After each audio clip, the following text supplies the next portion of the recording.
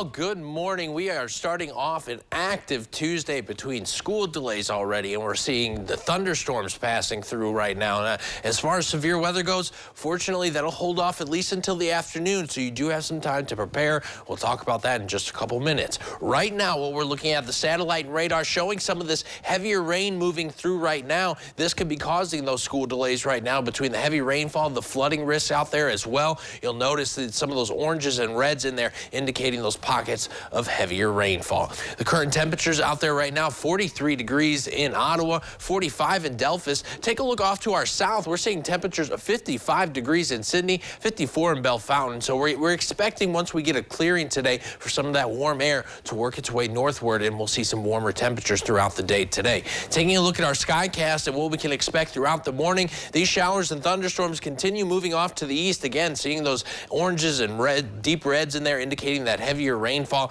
maybe even some small hail in there as well. But then as we make our way to right around 8, 9 o'clock in the morning, that starts to move out of the area, and we'll actually see a clearing here in a dry spot where we could actually see some of this cloud cover start to spread out, and we may actually get a little bit of sunshine today, and that could help drive these temperatures up into the upper 50s. Notice here by 10 o'clock, 59 degrees in Sydney, 57 Wapakoneta, 54 in Lima there. Now, we do have that potential for severe weather today. That looks to be after 2 p.m. A high of 59 degrees today is what can be expected. Now, the Storm Prediction Center has portions of our viewing area at a 4 out of 5 for a severe threat today. That is a moderate risk, and the hazards on the table are going to be severe wind damage, large hail, and possibly even a few strong tornadoes today. So have a way to get warnings out there. The best way to stay safe is to stay informed. Now, as we make our way throughout the afternoon, let's take a look and time some of this out. You'll see this model indicating that temperatures could even possibly make it into the 60s.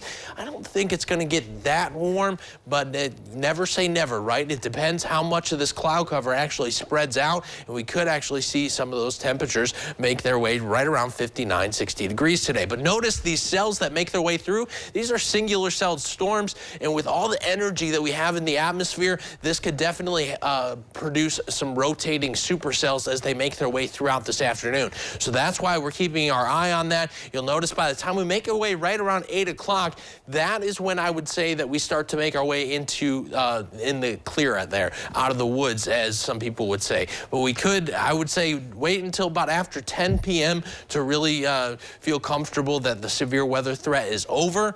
But as for today, take a look at this. The tornado probabilities within 25 miles. You'll see that we are in that risk there, but anywhere from 10 to 15% in those hash marks, indicating that we could see some stronger tornadoes of EF2 or higher.